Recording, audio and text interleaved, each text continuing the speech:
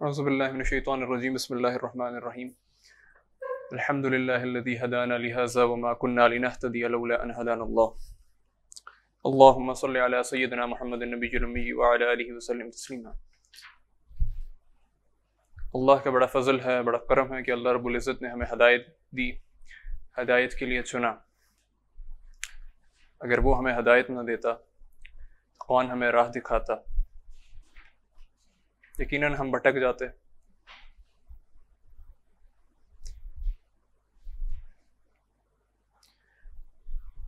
آج ڈاکٹر صاحب کے ساتھ لیکچر سویپ ہوا ہے کے سامنے جاوید قریشی صاحب کہہ کے گئے ہیں کہ آج کا لیکچر جو ہے وہ سیرت ہم پڑھائیں گے۔ کل ڈاکٹر صاحب انشاءاللہ بیسک تھیمز آف اسلام کا لیکچر لیں گے، پہلا لیکچر۔ سیرت کا جو لفظ ہے یہ سارا یسیرو سے نکلا ہے، اس کے معنی ہیں چلنے کے۔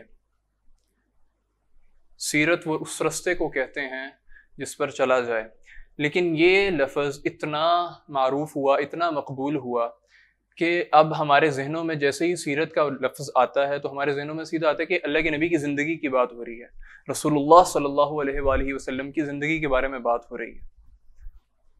تو اسی کو دیکھتے ہوئے ہم نے اس کورس کا نام جو ہے وہ ان دا لائٹ آف سیرہ رکھ دیا کہ اللہ کے رسول صلی اللہ علیہ وآلہ وسلم کی زندگی کی روشنی میں۔ سوال پیدا ہوتا ہے کہ سیرت کیوں پڑھنی ہے؟ جب ہمارے پاس قرآن موجود ہے، ہمارے پاس حدیث موجود ہے، تو سیرت کو پڑھنے کی کیا ضرورت ہے؟ پہلے اس کی کوشش کرتے ہیں کہ ہم اس کے جوابات قرآن سے ہی لیں کہ قرآن اس بارے میں کیا کہہ رہا ہے۔ سورۃ آل عمران آیت نمبر 31 میں اللہ رب العزت فرماتے ہیں قُلْ إِن كُنتُمْ تُحِبُّونَ اللَّهَ فَاتَّبِعُونِي يُحْبِبْكُمُ اللَّهُ وَيَغْفِرْ لَكُمْ ذُنُوبَكُمْ وَاللَّهُ غَفُورٌ رَحِيمٌ۔ کہہ دو کہ اگر تم اللہ سے محبت کرتے ہو تو میری اتباع کرو۔ رسول اللہ صلی اللہ علیہ وآلہ وسلم سے کہا جا رہا ہے کہ ان سے کہہ دیں کہ اگر اللہ سے محبت رکھتے ہیں تو میری اتباع کریں۔ فَاتَّبِعُونِی، آپ عربی میں پڑھیں گے جو آخر پہ صیغہ آیا ہے یہ میرے لیے ہوتا ہے، فَاتَّبِعُونِی، میری اتباع کرو۔ آگے کیا کہہ رہا ہے؟ میری اتباع کرو گے پھر کیا ہوگا؟ یحببکم اللہ ویغفر لکم ذنوبکم، اللہ بھی تم سے محبت کرے گا، تمہارے گناہوں کو بخش دے گا۔ واللہ غفور الرحیم، اور اللہ تعالیٰ گناہوں کو بخشنے والا ہے اور نہایت رحم کرنے والا ہے۔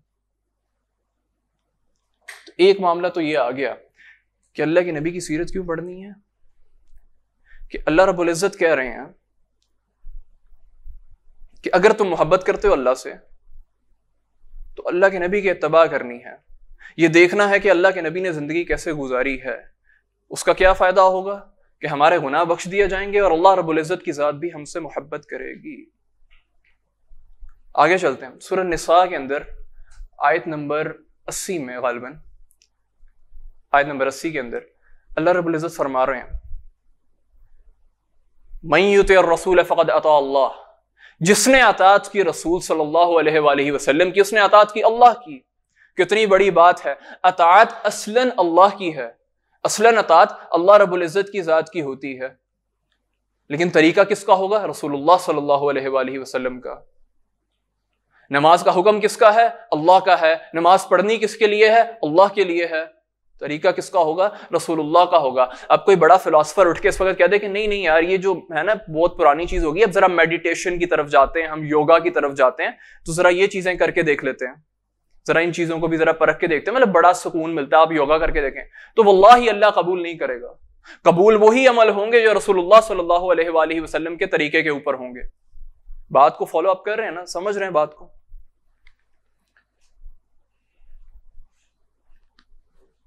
آگے چلتے ہیں، سورہ احزاب میں آیت نمبر 21 ہے لَقَدْ كَانَ لَكُمْ فِي رَسُولِ اللَّهِ أُسْوَةٌ حَسَنَةٌ۔ کیا کہہ رہے ہیں کہ اللہ کے رسول صلی اللہ علیہ وآلہ وسلم کی زندگی تمہارے لیے بہترین نمونہ ہے، the best example you have if you will follow that۔ آگے اللہ تعالیٰ سورہ احزاب کے اندر ہی آیت نمبر 71 کے اندر کہتے ہیں من یطع اللہ ورسولہ فقد فاز فوزا عظیما، کہ جس نے اطاعت کی اللہ کی اور اللہ کے رسول کی، اس کے لیے کیا ہے؟ بڑی کامیابی ہے، فوز عظیم ہے۔ اللہ اکبر کبیرہ۔ کامیابی کیا ہے؟ اللہ کی اطاعت، اللہ کے رسول کی اطاعت۔ اللہ رب العزت یہ معیار سیٹ کر رہے ہیں کہ اطاعت کرو اللہ کی اور اللہ کے رسول کی اگر کامیاب ہونا چاہ رہے ہو، اگر کامیابی چاہتے ہو۔ کامیابی یہ نہیں ہے کہ آپ رینج اور روور سے اتر رہے ہیں، کامیابی یہ نہیں ہے آپ نے لیموزین رکھی ہوئی ہے، کامیابی یہ نہیں ہے آپ نے بڑے بنگلے بنا لی ہیں۔ اگر آپ کی کامیابی کی ڈیفینیشن ان معیارات کے اوپر سیٹ ہے تو خدا را اسے بدلیے، سوچیے اس کے اوپر۔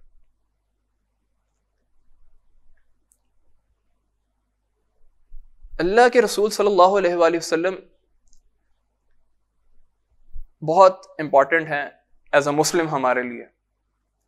ایک تو وہ اللہ کے رسول ہیں، دوسرا وہ اللہ کے آخری رسول ہیں، اس پہ ہم ایمان رکھتے ہیں، ہم ایمان لے کے آئے ہیں۔ اما عائشہ سے پوچھا گیا کہ اللہ کے رسول صلی اللہ علیہ وآلہ وسلم کے اخلاق کیسے تھے، تو اما عائشہ فرماتی ہیں کیا نا خلقہ القرآن،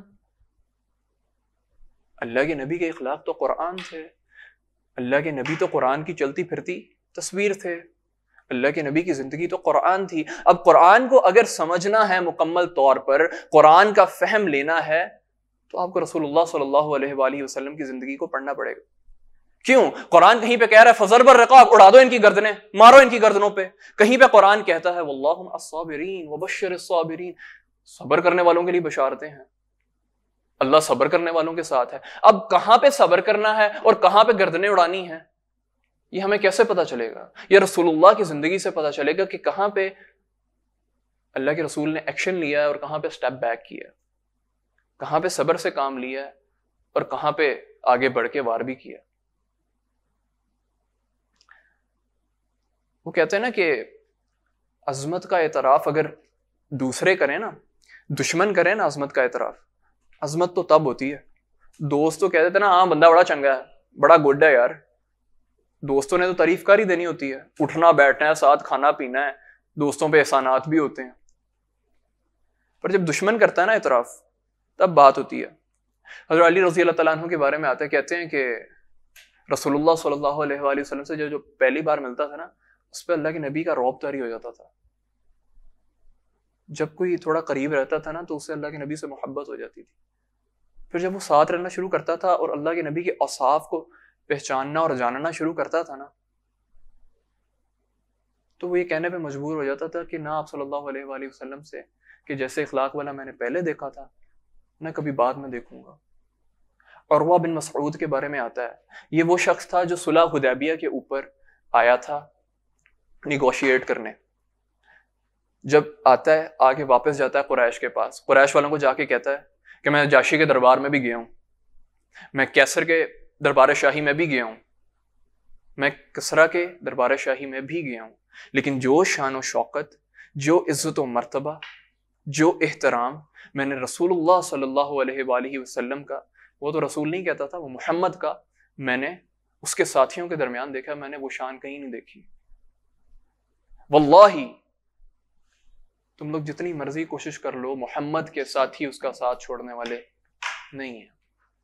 دشمن اعتراف کر رہا ہے۔ چلیں یہ تو آپ کہہ لیں اس وقت کی بات ہوگی نا، ابھی کے اوپر آ جاتے ہیں۔ مائیکل ایچ ہارٹ کا نام آپ لوگوں نے سنا ہوگا، انہوں نے کتاب لکھی 100 انفلوئنشل مین، سب سے پہلے لے کے آئے رسول اللہ صلی اللہ علیہ وآلہ وسلم کو۔ کیوں؟ there is something، کہتے ہیں مجبوری تھی، اللہ کے رسول کو انہوں نے رسول نہیں مانا، کرسچن ہے مائیکل ایچ ہارٹ، رسول نہیں مانا، لیکن اتنے مجبور تھے کہ لے کے آئے ہیں۔ ایک فرینچ ہسٹورین کہتا ہے کہ لمیٹڈ ریسورسز ہوں، محدود ترین وسائل ہوں اور طاقت بھی تھوڑی ہو، لیکن جو آپ کے نتائج ہو نا وہ ناقابل یقین ہوں، ایکسیپشنل ہوں۔ اگر یہ تین معیارات ہیں کسی کی شخصیت کو پرکھنے کے، تو رسول اللہ صلی اللہ علیہ وآلہ وسلم جیسی شخصیت نہیں ہے۔ اللہ اکبر کبیر۔ ہم ذرا اپنا محاسبہ کریں کہ ایک فرینچ ہسٹورین کہہ رہا ہے, ایک میں نے مائیکل ایچ ہارٹ کو کوٹ کر دیا, یہ کہنے پہ مجبور کیسے ہوئے ہیں؟ سوچنے والا مقام ہے.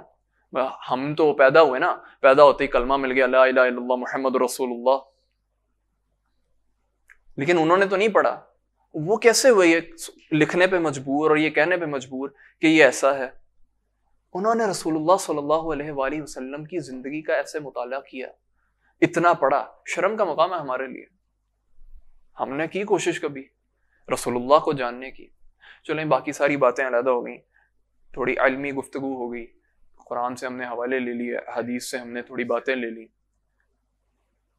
لیکن ذرا دیکھیے ہم محبت کے دعوے دار ہیں. ہم کہتے ہیں کہ ہمیں رسول اللہ صلی اللہ علیہ وآلہ وسلم سے بڑی محبت ہے.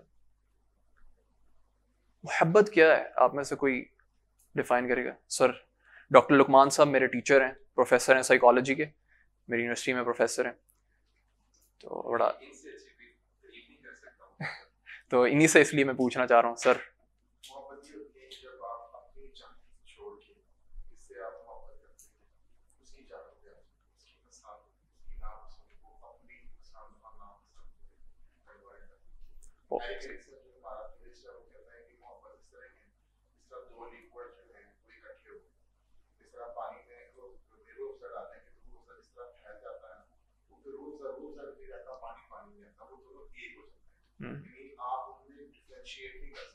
ٹھیک ہو گیا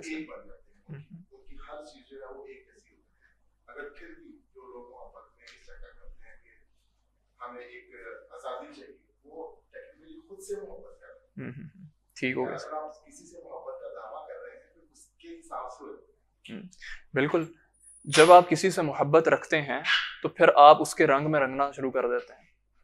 جب رسول اللہ صلی اللہ علیہ وآلہ وسلم سے محبت ہوگی تو ہم یہ جاننے کی کوشش کریں گے رسول اللہ زندگی کیسے گزارتے تھے, وہ کن اعمال پہ کیسے ریئیکٹ کرتے تھے, کن اعمال کو وہ کس طرح سے لے کے چلتے تھے. اگر تو واقعی محبت ہے پھر ہم دیکھیں گے اللہ کے نبی کا حلیہ کیسا تھا, وہ اٹھتے بیٹھتے کیسے تھے. ادھر محبت ہو جاتی ہے نا تو گھر کا پتہ بھی خود ہی معلوم ہو جاتا ہے, فون نمبرز بھی آٹومیٹکلی ایکسچینج ہو جاتے ہیں, نظروں میں تبادلے ہو رہے ہوتے ہیں.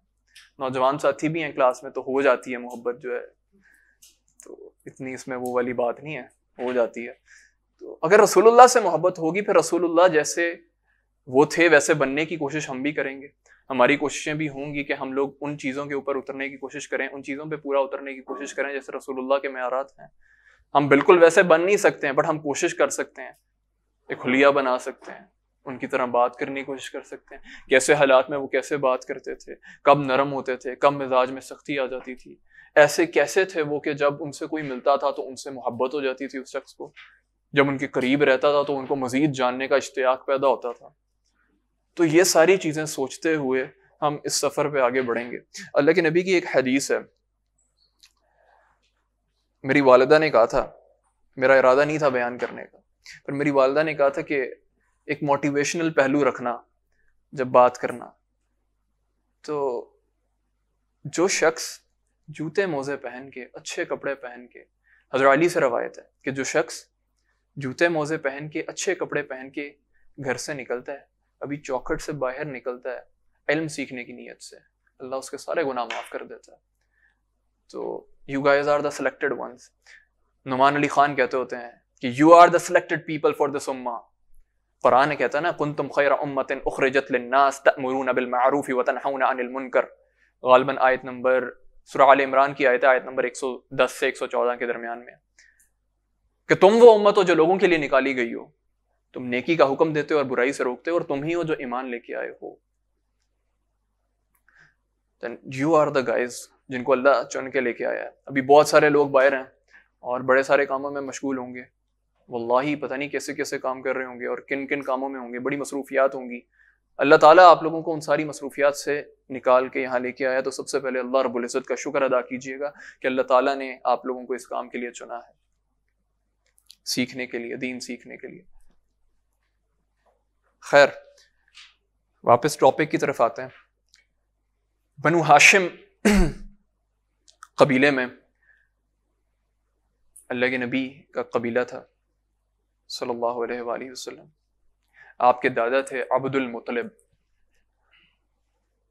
عبد المطلب ایک بہت ڈیووٹڈ ریلیجیس آدمی تھے. انہوں نے ایک منت مانگی تھی کہ اللہ رب العزت اگر مجھے 11 بیٹے دے گا اور وہ 11 کے 11 میرے کاموں میں میرے ساتھ کام بٹانے لگ جائیں گے, میرا سہارا بن جائیں گے, میرے بازو بن جائیں گے, تو میں ان میں سے ایک کو کی نظر چڑھا دوں گا, قربان کر دوں گا ایک کو اللہ کی راہ میں. اس وقت بت ہوتے تھے تو حبل بت کے نام پہ قربان کر دوں گا. خیر وقت گزرا, اللہ نے انہیں 11 بیٹے دیے. 11 بیٹے اس عمر کو پہنچے کہ ان کے بازو بنے, ان کا سہارا بنے. اب وہ وقت یاد آیا, اب وہ نظر یاد آئی, وہ منت یاد آئی. میں نے تو منت مانگی تھی کہ اگر اللہ مجھے 11 بیٹے دے گا تو میں ایک کو قربان کروں گا. 11 بیٹے ہیں, اب کس کو قربان کروں؟ قرا ڈالا. قرا نکلا سب سے چھوٹے بیٹے کا, عبداللہ. عبداللہ لاڈلا, چھوٹا بیٹا لاڈلا ہوتا ہے, وہ بھی 11واں سب سے چھوٹا. قرا نکلا ہے. میں نے پہلے ایک بات عرض کی کہ ڈیووٹڈ ریلیجیس آدمی تھے. ادھر ہاتھ پکڑا عبداللہ کا, ادھر پکڑا چاقو, لے کے جا رہے ہیں. اب بڑے بیٹے ہوتے ہیں نا, وہ مشورے دے رہے ہوتے ہیں بزنس کے اندر بھی کہ ابا جان ایسے نہ کریں, ایسے کر لیں, ایسے نہ کریں, ایسے کر لیں. اب ابو طالب آئے اور روکا کہ ابا جان آپ کیا کرنے لگے ہیں؟ انہوں نے کہا چھوڑو مجھے, میں نے منت مانگی تھی, منت پوری کرنے کا وقت آ گیا, میں پوری کرنے لگا ہوں. میں نے کہا جی ابا ٹھہریں ذرا, بڑوں سے مشورہ کر لیں, قوم کے بڑوں سے. میں نے کہا ٹھیک ہے. اب عبد المطلب کا سٹیٹس جانیے. عبد المطلب بنو ہاشم کے سردار تھے, اس قبیلے کے سردار تھے. ٹھیک ہے, بڑوں کے پاس گئے, مشورہ کیا کہ کیا کیا جائے. جیسے ہمارے ہاں ہوتا ہے نا کہ مسئلے میں پھنس جائیں تو ہم جائیں مفتی صاحب کے پاس چلتے ہیں, ذرا مفتی صاحب اس میں دیکھتے ہیں شریعت کوئی گنجائش نکالتی ہے. تو اس وقت کاہن ہوتے تھے, تو غالباً آتا ہے کتابوں میں کہ کاہنہ تھی, بڑوں نے مشورہ دیا اس کے پاس جاؤ, وہ بڑی ماہر ہے قرآن نکالنے میں نا, اس کے پاس جاؤ, وہ دیکھو کیا کہتی ہے.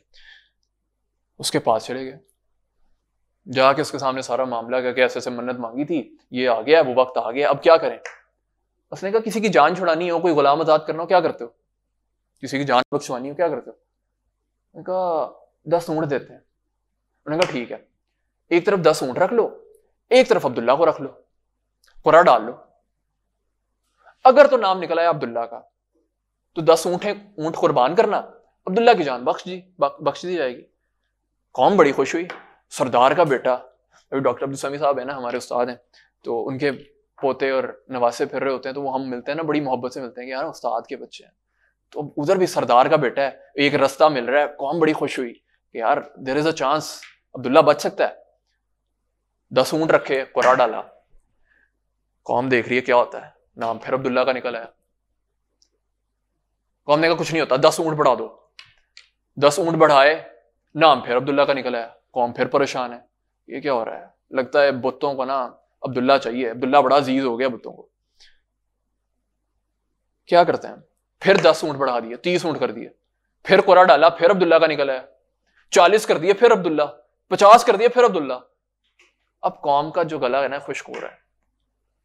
قوم کو گھبراہٹ شروع ہو گئی ہے کہ عبداللہ جو ہے وہ تو بت جو ہے پیچھے پڑ گئے ہیں, تو جان چھوڑ نہیں رہے. 60 کر دیے, پھر قرآن ڈالا, عبداللہ کا نکل آیا. 70 کر دیے, پھر قرآن ڈالا, عبداللہ کا نکل. قوم پریشان ہے, قوم سوچ میں پڑی ہے کیا کریں. دل کی دھڑکنیں تیز ہو رہی ہیں, عبداللہ کی جان بخشی جائے گی بھی یا نہیں. پر قوم بھی ہمت ہارنے کو تیار نہیں ہے. 80 اونٹ کر دیے, لگا دو یار 80 اونٹ لگا دو عبداللہ کی, عبداللہ کی خاطر 80 قربان کر دیں گے ہم. قرآن ڈالا, پھر عبداللہ کا نکل آیا. اب قوم کا دل بیٹھ رہا ہے. عبد المطلب ڈیووٹڈ ہیں, قربان کرنا پڑے گا, کر دیں گے. سردار ہیں, جگرے والے ہوتے ہیں, بڑے ہوتے ہیں. خیر 90 اونٹ کر دیے, قرآن ڈالا, پھر عبداللہ کا نکل آیا. اب قوم امیدیں ہارنا شروع ہو گئی تھی, لوگ تھک رہے تھے. انہوں نے کہا نہیں آخری چانس لیتے ہیں, 100 اونٹ کر دو. 100 اونٹ کیے, قرآن ڈالا. قوم سانسیں تھام کے بیٹھی ہے, سوچ رہی ہے کیا کریں, کیا ہوگا. 100 اونٹ نکلے. قوم ایک دم خوشی سے اٹھی ہے, بچ گیا عبداللہ. عبد المطلب نے کہا ٹھہرو ذرا, دوبارہ کرو, میں ذرا فیصلہ چیک کرنا چاہتا ہوں کہ واقعی یہ فیصلہ تھا بھی یا نہیں. دوبارہ ڈالا, پھر 100 اونٹ نکلے. اب عبد المطلب کو بھی اطمینان آیا کہ ٹھیک ہے جی, منت جو میں نے مانگنی تھی نا پوری ہو جائے گی. 100 اونٹ قربان کیے, وہاں پہ ویسے ہی چھوڑا ہے کہ جو چاہے فائدہ اٹھا لے. اب آپ چیک کریں عبداللہ کی پرسنالٹی چیک کریں. ایک تو قوم کے سردار کا بیٹا ہے, دوسرا سب سے چھوٹا لاڈلا بیٹا ہے, ٹھیک ہے, قوم میں مشہور ہے, محبت کرتی ہے قوم اس سے. اب یہ واقعہ پیش آ گیا, عبداللہ کا سٹیٹس کدھر ہوگا؟ عبداللہ وہ ہے جس کے لیے قوم نے 100 اونٹ قربان کر دیے تھے, یہ عبداللہ ہے. اب قوم کی خواتین اس سے شادی کرنے کو تیار ہیں. اللہ, کیا عبداللہ ہوگا؟ وہ حسن و جمال کا پیکر ہوگا, وہ قسمت میں کیسا ہوگا جس کے بدلے 100 اونٹ قربان کیے تھے قوم نے. کتنا پیارا ہوگا وہ قوم کو. لیکن خیر, وہ ایک بنی زہرہ کی آمنہ تھی, قبیلہ بنی زہرہ کی آمنہ تھی جس کے نصیب میں عبداللہ تھا. نکاح ہو جاتا ہے. عبداللہ کو پہلے ہی اتنا قوم کے اندر مقبول تھا, تو آمنہ پہ لوگ رشک کرتے ہیں. آمنہ کو عبداللہ ملا, ہاؤ لکی شی از, کتنی لکی ہے یار. خواتین آ کے بتاتی ہیں اس کو کہ آمنہ تمہیں پتہ ہے عبداللہ نے نا ایسے ہوا تھا, جب وہ ایسے تھا نا منت مانگی تھی اس کے باپ نے, ٹھیک ہے, پھر ایسے ہوا تھا, پھر یہ ہوا تھا, 100 اونٹ لگے تھے تب جا کے. آمنہ کا کیا سٹیٹس ہوگا, کتنا دل خوش ہوتا ہوگا کہ میرا بندہ قبول کیا تھا, اتنا میرا بندہ جو ہے نا وہ ہے. خیر, وقت آتا ہے تو عبد المطلب کہتے ہیں کہ عبداللہ جاؤ یار, تجارت پہ جاؤ, مدینہ جاؤ, کھجوریں لے کے آؤ. عبداللہ چلا جاتا ہے. شادی کو زیادہ عرصہ ہوا نہیں ہوتا ابھی, چلا جاتا ہے عبداللہ, قافلے کے ساتھ چلا جاتا ہے. وہاں پہ کچھ عرصہ گزرتا ہے, قافلہ واپس آ جاتا ہے. واپس آتا ہے, لوگ پوچھتے ہیں عبداللہ کدھر ہے؟ انہوں نے کہا عبداللہ تو بیمار ہو گیا تھا اور وہ اس کو ہم مدینہ ہی چھوڑے ہیں. قوم پریشان ہے. ایک تو وہ بیٹا, وہ لاڈلا بیٹا سردار کا, وہ جس کے لیے ہم نے 100 اونٹ قربان کیے تھے, ابھی مدینہ گیا ہے, ادھر بیمار ہو گیا, اور بیمار اتنا ہو گیا کہ سفر کے قابل نہیں ہے. عبد المطلب فوراً بڑے بیٹے حارث کو بھگاتے ہیں, جاؤ حارث پتہ کر کے عبداللہ کدھر ہے, دیکھو تو صحیح کیا ہوا میرے عبداللہ کو. حارث بھاگا جاتا ہے مدینہ. حارث مدینہ سے واپس ضرور آتا ہے, پر عبداللہ کو ساتھ نہیں لاتا, عبداللہ کی موت کی خبر لاتا ہے. وہی آمنہ جس پہ سارے رشک کر رہے تھے, آج سارے رحم کر رہے تھے اس پہ, ترس آ رہا تھا. آج رنج اور غم تھے قوم کے دل میں, آج قوم اداس تھی. کیا ہو گیا, ابھی تو بچایا تھا عبداللہ کو. اللہ کی پلاننگز کچھ اور ہوتی ہیں. تب اللہ نے اس سے ایک وہ کام لینا تھا جو کام ابھی عبداللہ نے نہیں کیا تھا, تو اللہ نے اس کو بتوں کے چڑھنے نہیں دیا, قربان نہیں ہونے دیا, بچا لیا. لیکن اب اللہ اس سے وہ کام لے چکا تھا, تو اللہ نے بلا لیا. خیر, قوم کا غم اپنی جگہ ہے. آمنہ کے ہاں ولادت ہوتی ہے, محمد رسول اللہ پیدا ہوتے ہیں, قوم پھر خوش ہوتی ہے. وہی جو عبداللہ تھا نا, اس کے ہاں بیٹا پیدا ہوا ہے. عبد المطلب کو بتایا جاتا ہے, بھاگ کے گھر جاتے ہیں, آمنہ سے اٹھاتے ہیں, بیٹے کو لیتے ہیں, آ کے مکہ میں خانہ کعبہ میں آتے ہیں, سرداروں کے سامنے کہتے ہیں عبداللہ کے ہاں بیٹا ہوا ہے, میں اس کا نام محمد رکھوں گا. محمد. قوم کہتی ہے کہ آپ نے خاندانی نام کیوں نہیں رکھا؟ عام طور پہ یہ نام نہیں رکھا جاتا تھا عربوں میں. قوم کہتی ہے آپ نے خاندانی نام کیوں نہیں رکھا؟ عبد المطلب بڑا ایک تاریخی جملے کہتے ہیں. عبد المطلب کہتے ہیں کہ میرا یہ بیٹا جو ہے نا, میرا جو یہ پوتا ہے نا, اس کا نا اس دنیا میں, اس زمین کے اوپر بھی اس کی سارے حمد کریں گے اور آسمانوں پہ بھی اس کی حمد ہوگی. He was right at that time. اللہ اکبر کبیرہ. نام پڑ جاتا ہے محمد بن عبداللہ رسول اللہ صلی اللہ علیہ وآلہ وسلم. اب محمد بن عبداللہ قوم کا بڑا چہیتا ہوتا ہے, بڑی محبت کرتے ہیں سارے. عربوں کے اندر نا ایک بڑا عجیب سا معاملہ ہے, ڈفرینٹ ہے, مطلب ہمارے کلچر سے بڑا ڈفرینٹ ہے. عرب ہمیں کیا کہتے ہیں؟ کیا کہتے ہیں؟ عجمی. عجمی کا لفظی معنی پتہ ہے کیا؟ اونچا بولو سمی. گونگا. کیا کہتے ہیں؟ گونگا.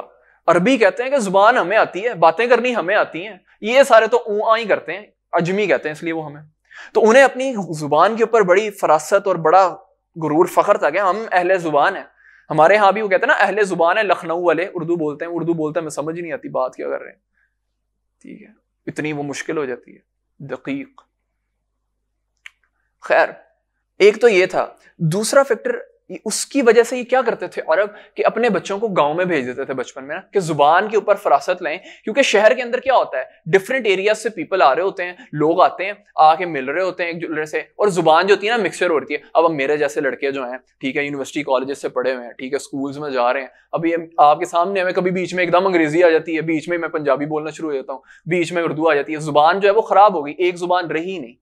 تو عربوں کو اس پہ بڑا تھا, وہ اپنے بچوں کو بچپن میں بھیج دیتے تھے کہ پہلے جائیں زبان کے اوپر گرپ کریں واپس آئیں. پھر گاؤں کا ماحول بھی کچھ اس طرح کا ہوتا ہے, وہاں پہ پرورش بھی بہتر, بچہ پروان بہتر چڑھتا ہے ٹھیک ہے. تیسرا یہ تھا کہ کچھ کتابوں میں ہے کہ جو بڑے گھرانوں کی خواتین تھیں وہ دودھ خود نہیں پلاتی تھیں. خیر اللہ کے نبی کی پیدائش ہوئی, کچھ دن آمنہ نے دودھ پلایا, اس کے بعد سویبہ ابو لہب کی ایک لونڈی تھی اس نے دودھ پلایا ٹھیک ہے. اچھا اب یہاں پہ ایک چیز پوائنٹ نوٹ کرنے کا ہے کہ ابو لہب کی جو لونڈی سویبہ تھی, صوبیہ بھی آتا ہے ان کا نام ٹھیک ہے, صوبیہ جو تھی ان کے بارے میں آتا ہے کہ یہ انہوں نے حضرت حمزہ کو بھی دودھ پلایا تھا. حضرت حمزہ رشتے میں چچا تھے آپ صلی اللہ علیہ وسلم کے, ساتھ دودھ شریک بھائی بھی تھے, یہ 2 رشتے ہو گئے ٹھیک ہے. اب انہوں نے دودھ پلایا, اس کے بعد بنی سعد کی کچھ خواتین آئیں بچے لینے کے لیے ٹھیک ہے. سب جو خواتین تھی نا انہوں نے چکر لگایا عبد المطلب کے گھرانے کا کہ ہاں یار پتہ کریں ٹھیک ہے, سنیں یہاں پہ بچہ ہوا ہے. لیکن جب پتہ چلا نا بچہ یتیم ہے, جب پتہ چلا بچہ یتیم ہے, انہوں نے کہا کیا ملنا ہے, اس کا باپ تو ہے نہیں, کیا ملے گا اس سے, اس کی ماں بھی کیا دے دے گی ہمیں, تو کسی نے بچہ نہ لیا. سوچیں آمنہ پہ کیا گزر رہی ہوگی اس وقت, جسٹ امیجن کیا کیفیت ہوگی اس ماں کی کہ جس کے بچے کو کوئی نہیں لے کے جا رہا اور اس کی ساری سہیلیوں کے بچے جو ہیں وہ لوگ خواتین آ کے لے گئی ہیں. کیا گزر رہی ہوگی اس وقت, کیفیت کیا ہوگی اس کی, میرا بچہ کوئی نہیں لے کے جا رہا, اس لیے اس کا باپ نہیں ہے. خیر حلیمہ سعدیہ کیا کہتے ہیں, ابو زہیب کی بیٹی حلیمہ کی قسمت میں تھا اللہ کے رسول کو پالنا, اللہ کے رسول کو دودھ پلانا صلی اللہ علیہ وآلہ وسلم. حلیمہ سعدیہ اپنے شوہر سے کہتی ہیں کہ یار دیکھیں میری نا ساری سہیلیوں کو بچے مل گئے, مجھے کوئی بچہ نہیں ملا, تو کیوں نہ ہم وہ یتیم بچہ ہی لے جائیں, کیوں نہ ہم وہ یتیم بچہ ہی لے جائیں. خیر وہ جاتی ہیں, شوہر کہتا ہے ہاں ٹھیک ہے, خالی ہاتھ جانے سے اچھا ہے کہ ہم کوئی اسی کو لے جاتے ہیں. اب وہ حضرت آمنہ کے پاس جاتی ہیں, آمنہ کا دل ایک دم خوش ہو جاتا ہے, وہ میرے بچے کو بھی لینے کوئی آیا ہے. جو حلیمہ سعدیہ کہتی ہیں کہ جیسے ہی میں نے اس بچے کو پکڑا اور سینے سے لگایا مجھے ایسا لگا میری باڈی کے اندر کچھ چینجز آئی ہیں. قحط کا موسم تھا, جانور بھی بھوکے ہوتے تھے, اور کہتی ہیں میں خود بھی بڑی کمزور ہو گئی تھی, لیکن جیسے ہی میں نے بچے کو سینے سے لگایا بچے نے جی بھر کے دودھ پی لیا. جبکہ پہلے ایسا ہوتا تھا میرے اپنے بچے بھی لگتے رہتے تھے, رات رات سوتے نہیں تھے, ہمیں بھی سونے نہیں دیتے تھے. یہ بڑا عجیب سا معاملہ ہوا. حلیمہ کا شوہر کہتا ہے کہ میں جب دودھ دھونے کے لیے گیا جانوروں کا تو وہی جانور جن کے پہلے تھن سوکھے ہوتے تھے دودھ سے بھرے ہوئے تھے, میں نے خود بھی دودھ پیا, حلیمہ کو بھی پلایا, اپنے بچوں کو بھی پلایا, دودھ نہیں ان کے تھنوں سے ختم ہو رہا. عجیب معاملہ ہے. خیر اب واپسی کا وقت آتا ہے, واپس جانا ہوتا ہے. اب حلیمہ کہتی ہیں کہ وہی گدی تھی جس پہ بیٹھ کے ہم آئے تھے, اب اسی گدی پہ بیٹھ کے واپس جا رہے تھے. لیکن معاملہ بڑا ڈفرنٹ تھا. پہلے وہی گدی سب سے پیچھے رہ جاتی تھی, اور میری جتنی دوستیں تھیں مجھے کوستی تھی وہ کدھر رہ جاتی ہے, پیچھے رہ جاتی ہے, یار ٹائم لیٹ کر آ رہی ہے تو مجھے جلدی کرو. اب وہی گدی سب سے آگے بھاگ رہی ہے, اور وہی دوستیں کہہ رہی ہیں کہ حلیمہ کیا کھلایا اس کو, کیا کیا تھا اس کے ساتھ, یہ اتنا دوڑتی پھر رہی ہے, کیا معاملہ ہوا ہے, خیر تو ہے, ہمیں بھی بتا دو. وہ کیا جانے, سواری تو وہی تھی, سوار بدل گیا تھا. وہ سواری پہ محمد رسول اللہ تھے صلی اللہ علیہ وآلہ وسلم. بور تو نہیں ہو رہے ہیں, بتا دیں. اچھا خیر پہنچ جاتے ہیں. اب کہ بڑا عجیب سے معاملات ہونا شروع ہو جاتے ہیں حلیمہ کے گھر میں. حلیمہ کی بکریاں چرنے جاتی ہیں, پیڑ بھر کے گھر آتی ہیں, قحط کا موسم ہے, حلیمہ کو خود سمجھ نہیں آ رہی ہے. وہ ارد گرد محلے والے کہہ رہے ہیں اپنے غلاموں کو کدھر تم لوگوں کی مت ماری پڑی ہے, جدھر حلیمہ کے جانور چرتے ہیں وہاں لے کے جاؤ, ان کے جانور ویسے ہی بھوکے آ رہے ہیں. حلیمہ کو سمجھ نہیں آ رہی ہے معاملہ کیا ہے. وقت گزرتا رہتا ہے, آہستہ آہستہ وقت آگے چلتا ہے, ٹھیک ہے. وہ وقت قریب آ جاتا ہے جب حلیمہ نے واپس کرنا ہے محمد رسول اللہ. اب دل تانگ ہو رہا ہے, محمد کو پاس رکھنے کا دل چاہ رہا ہے, محبت ہو گیا محمد بن عبداللہ سے.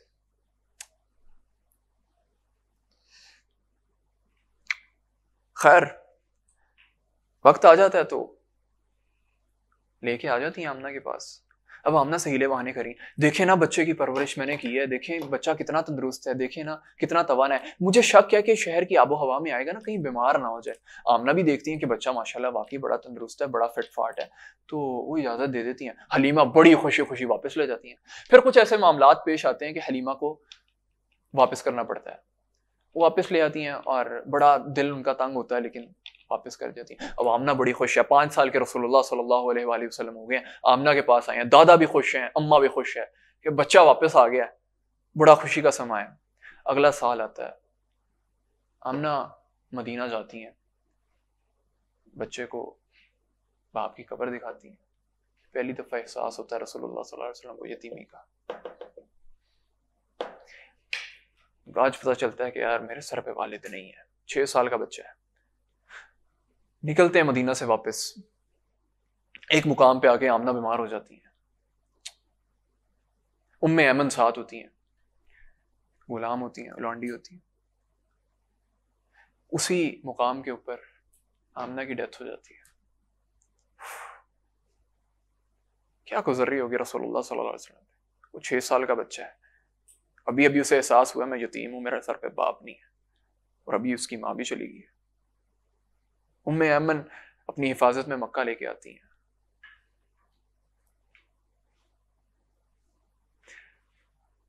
مکہ لے کے آتی ہیں, رسول اللہ کا رونا دیکھا نہیں جا رہا ہے. کیا ہو گیا اس خاندان کے ساتھ. پہلے عبداللہ آ گیا, پھر آمنہ چلی گئی, یہ بچہ رہ گیا, محمد رسول اللہ رہ گئے, محمد بن عبداللہ رہ گیا. خیر دادا کو بڑی محبت ہو جاتی ہے, دادا کو اٹیچمنٹ ہو جاتی ہے. ابھی اللہ کے نبی کی محبت جڑ رہی ہوتی ہے, ماں سے محبت بڑھ رہی ہوتی ہے, حلیمہ سے محبت بڑھ رہی تھی. جس سے محبت بڑھی ہے وہ جائی جا رہا ہے, جس سے محبت بڑھ رہی ہے وہ جائی جا رہا ہے. ابھی دادا سے محبت ہو گئی ہے. تو سرداروں کی نا لگتی تھی کعبہ کے اندر دریاں بچتی تھیں, سردار بیٹھتے تھے ساتھ, ان کے بیٹے بیٹھتے تھے, چاچا چاچے سارے مامے, وہ فیملی بیٹھتی تھی, ادھر بیٹھ کے ڈسکشن ہوتی تھی. سردار فیصلے کرتے تھے کہ ہاں بھائی. عثمان بھی کتنا ٹائم ہے ہمارے پاس؟ ٹھیک ہے. تو سردار بیٹھا کرتے تھے وہاں پہ, بیٹھ کے فیصلے ہوا کرتے تھے کہ یار ڈسکشن ہوتی تھی اور باقی باتیں ہوتی تھی, اور بچے بھاگتے دوڑتے کھیلتے تھے. اب کوئی اور بچہ اگر عبد المطلب کی دری پہ چڑھتا تھا نا تو فوراً باقی انہیں پکڑ کے ڈانٹتے تھے, تمہیں پتہ نہیں ہے دادا بیٹھے ہوئے, ادھر نہیں جانا. محمد رسول اللہ آتے تھے نا اور کوئی انہیں پکڑنے لگتا تھا, عبد المطلب نہیں اس کو کچھ نہیں کہنا, محمد کو کچھ نہیں کہنا, محمد بن عبداللہ کو کچھ نہیں کہنا. محبت تھی. یہ کیا ہوا, یہ رسول اللہ 8 سال کے ہوتے ہیں, دادا بھی انتقال کر جاتے ہیں. اب یہ چیزیں جو ہیں یہ ایک آرڈر کے اندر آپ کو یاد ہے, پہلے سے ہیں, آپ کے ذہنوں میں ہونی چاہیے اور ہوں گی بھی. دادا کا انتقال ہو گیا 8 سال کے رسول اللہ صلی اللہ علیہ وآلہ وسلم. اچھا آپ 2 پوائنٹس یہاں پہ نوٹ کیجئے گا. جب بھی والد کا انتقال ہوتا ہے تو پھر سربراہ بچے کو کون بن جاتا ہے, کون گارڈین بنتا ہے؟ دادا بنتا ہے, اصولاً بھی شرعی طور پہ بھی, اور as a Sardar, as a خاندان کا ہیڈ آف خاندان بھی تو وہی بنتا ہے. اب کیا ہوا, اب چچا بن گئے. چچا زبیر تھے, چچا زبیر بنے after death of Abdul Muttalib, head of the family, پر وہ بھی زیادہ عرصہ رہے نہیں اور ان کی ڈیتھ ہو گئی. اس کے بعد ہیڈ بنتے ہیں ابو طالب, اینڈ ہی از, جی سر ٹھیک ہے سر, انشاءاللہ ہم کل یہیں سے کنٹینیو کریں گے ابو طالب سے.